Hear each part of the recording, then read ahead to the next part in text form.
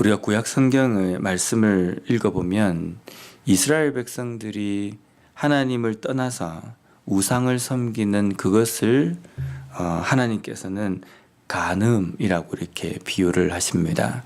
간음이라는 것은 배우자가 아닌 또 아닌 사람과 성적인 어떤 관계를 맺는 것, 이것을 우리가 간음이라고 이야기합니다.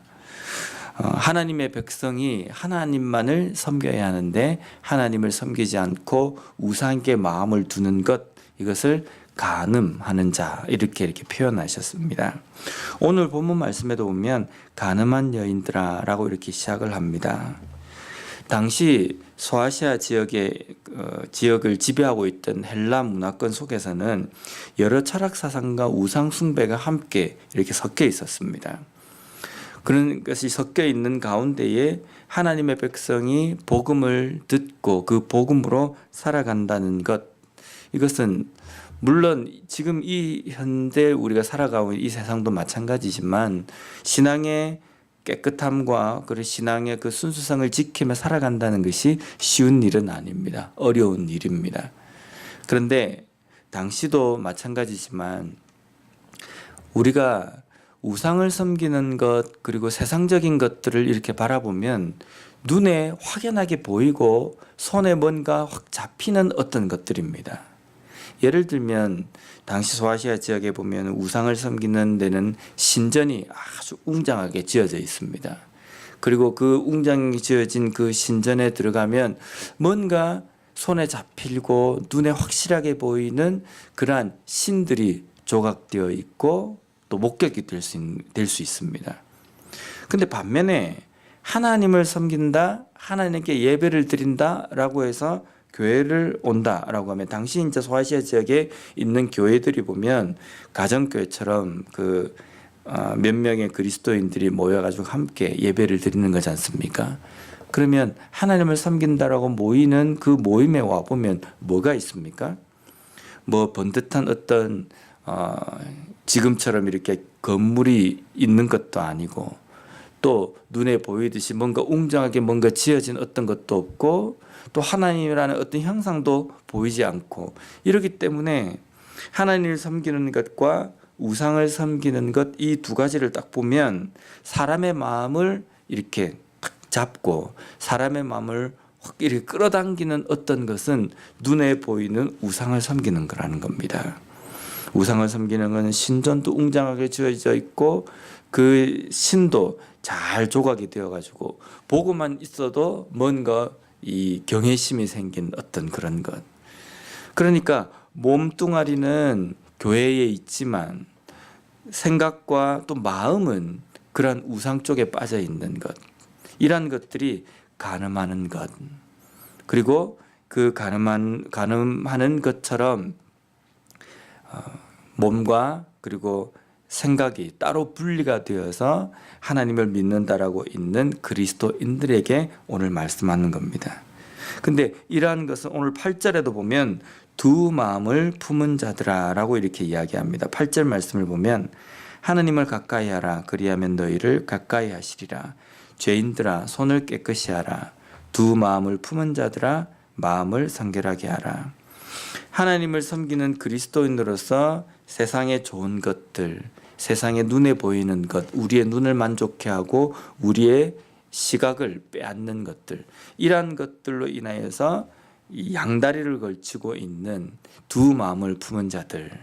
근데 사실 우리가 두 마음을 품는다는 것은 하나님을 섬기기도 하고 세상을 섬기기도 하고 하나님을 쫓기도 하고 세상에 있는 것을 쫓기도 하고, 이런 것이 양다리고 두 마음이라고 우리가 표현을 하기도 합니다. 근데 하나님을 섬기는 것에 대해서는 두 마음이 없습니다. 하나님을 섬기든지 아니면 하나님을 섬기는 마음이 조금 덜해지고 세상을 바라보고 세상 것에 의해서 딸려가고 세상 것을 쫓아가는 것은 하나님을 등지는 것입니다. 그래서 오늘 보면 세상과 벗이 되고자 하는 자는 스스로 하나님과 원수되는 것이니라. 세상 것에 더 가까이 가는 삶은 하나님과 원수되는 삶이다 라고 이렇게 이야기하시는 겁니다. 우리가 우리의 앞에 아담과 하와가 그렇듯이 하나님의 말씀에 순종할 것이냐 불순종할 것이냐, 하나님의 계명을 지킬 것이냐 지키지 않을 것이냐, 그런 선택의 기로가 아담과 하와에게 있었습니다. 지금 현재 우리에게도 그런 선택의 상황이 있습니다. 우리 속에 함께 하시는 성령께서 명령하시는 대로 그 성령의 명령에 순종할 것이냐 아니면 불순종할 것이냐, 이 선택의 기로에 서 있다는 겁니다.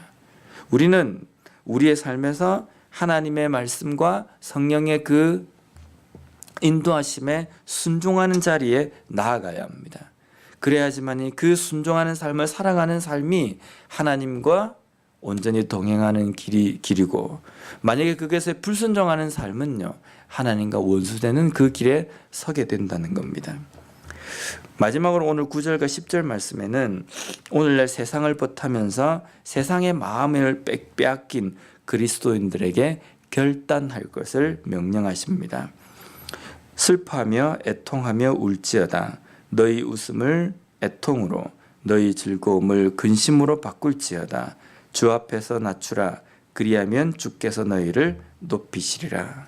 여기 보면 웃음, 즐거움, 그거에 비해서 슬픔, 애통, 이것을 비교해서 되어 있습니다. 앞에 나와 있는 웃음, 즐거움은 세상으로 인하여서 우리가 즐거워하고 또 우리가 기뻐하는 그러한 삶을 이야기합니다. 그러한 세상으로 인하여서 기뻐하고 또 웃는 그러한 삶을 이제는 바꾸어서 세상적인 것들에 의해서 좌지우지되는 삶이 아니라 하나님의 말씀으로 인하여서 온전히 이끌려가는, 성령에 의해서 이끌려가는 삶으로 바꾸라는 겁니다. 그래서 그러한 기쁨들을 슬픔으로, 그러한 즐거움들을 애통으로 바꾸라는 겁니다.